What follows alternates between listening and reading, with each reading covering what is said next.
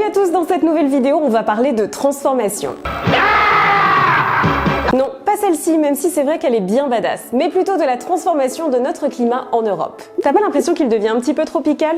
C'est pas qu'une impression et je t'explique pourquoi. Avant ça, tu peux t'abonner à ma chaîne si tu veux tout comprendre sur la météo, le climat et l'environnement, ça fait toujours plaisir. Bon, déjà, c'est quoi un climat tropical? C'est le type de climat que l'on retrouve entre ces deux lignes qu'on appelle, tu l'auras deviné, les tropiques. Et dans ces endroits, la température moyenne ne descend pas en dessous des 18 degrés. Et surtout, ce sont des zones avec une pluviométrie importante, donc pas mal d'humidité. Bon, ça cause pas mal de tort à mon brushing.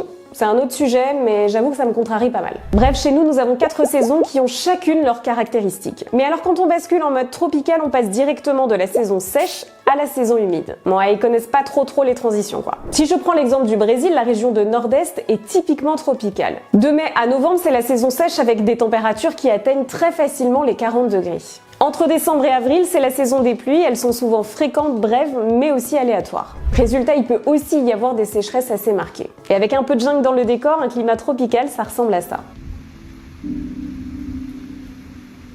Alors non, je te rassure, la France n'a pas déménagé entre les tropiques pendant tes vacances. Mais une fois de plus, c'est le réchauffement climatique qui est en cause. Alors la tendance tropicale Made in France n'est pas so 2024, mais ça fait déjà plusieurs années que des exemples se multiplient. En 2020, Bastia a connu une véritable nuit tropicale en plein mois de février. Oui, en plein hiver dans le plus grand des calmes. Alors pour info, une nuit tropicale, c'est une température qui ne descend pas en dessous des 20 degrés pendant la nuit. Dans cette ville corse, pendant plus de 24 heures, la température minimale n'est pas redescendue en dessous des 22 degrés.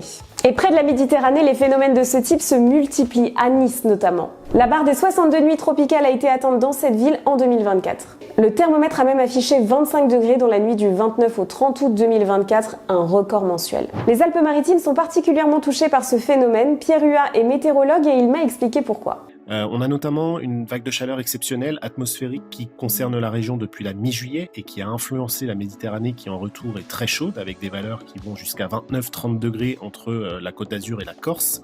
Et ces températures très chaudes influencent évidemment les températures de la nuit qui ne peuvent pas redescendre du fait de l'apport d'eau de la mer.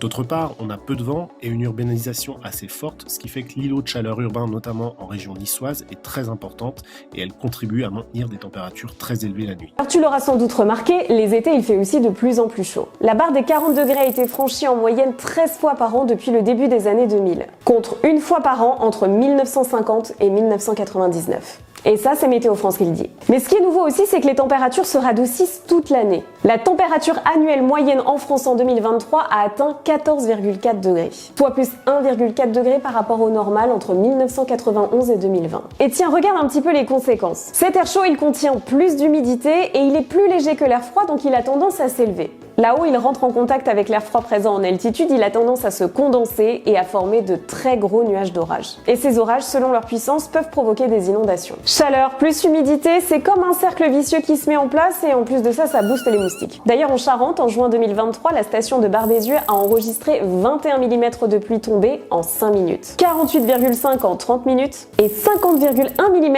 en 1 heure. De telles intensités sont assez rares en France. Par contre, c'est beaucoup plus fréquent dans les tropiques pendant le passage de cyclones par exemple. Et les hivers sont aussi bien arrosés. Celui de 2022-2023 affiche un excédent de 12% à l'échelle de la France. L'excédent de pluie affiche même 20% en Île-de-France et dans les Hauts-de-France. Imagine, il est même supérieur à 50% à Dunkerque. Mais le dérèglement généralisé du climat amène aussi de fortes disparités dans les précipitations. Les Pyrénées-Orientales détiennent depuis 2 ans le triste record du département le plus sec de France. Tandis que les Hauts-de-France voient se multiplier les inondations, 57% des communes de cette région sont exposées à ce risque. À l'avenir, certaines régions vivront cette tropicalisation à marche forcée plus rapidement que d'autres. Comme par exemple les Alpes, les Pyrénées, l'arc méditerranéen, le couloir rhodanien ou encore la vallée de la Garonne. Ils seront bien plus durement touchés que la zone reliant la Bretagne aux Hauts-de-France. La différence de température pourrait atteindre 1 degré entre ces deux zones, ce qui est quand même assez énorme en termes d'écart moyen. D'ailleurs, si on regarde ailleurs en Europe, les choses sont déjà concrètes. En Sicile, par exemple, les agriculteurs se tournent désormais vers la culture de fruits et légumes tropicaux. Ils cultivent des avocats, mangues, papayes à la place des courgettes, brocolis ou encore des asperges. Et d'ailleurs, je sais pas si t'as remarqué, mais la mer Méditerranée ressemble de plus en plus à la mer des Caraïbes. Une bouée a enregistré le 4 août 2024 une température à la surface de la mer de 30 degrés à 50 km au large de Nice. Des valeurs équivalentes aux températures de la zone tropicale ont d'ailleurs été relevées un petit peu partout dans la mer Méditerranée l'été dernier. Et quand tu peux rentrer dans la mer comme dans un bain, et ben c'est pas bon du tout. Et pour le futur alors? D'ici à 2100, les projections climatiques annoncent 10 à 20 nuits tropicales supplémentaires par rapport à aujourd'hui sur la moitié nord de la France. Le chiffre pourrait même monter jusqu'à 50 pour les régions proches de la Méditerranée. Et avec 2,2 degrés de hausse de température moyenne en France, ça donnera 5 à 15 jours de canicule supplémentaires par an dans notre pays. Alors face à ça, il y a une chose qui est certaine, on ne baisse pas les bras, on continue d'agir, il n'est jamais trop tard. Oui, c'est toujours une bonne idée d'arrêter de fumer, peu importe ton âge. Si tu as des questions, n'hésite pas à me les poser en commentaire, je t'y réponds avec plaisir.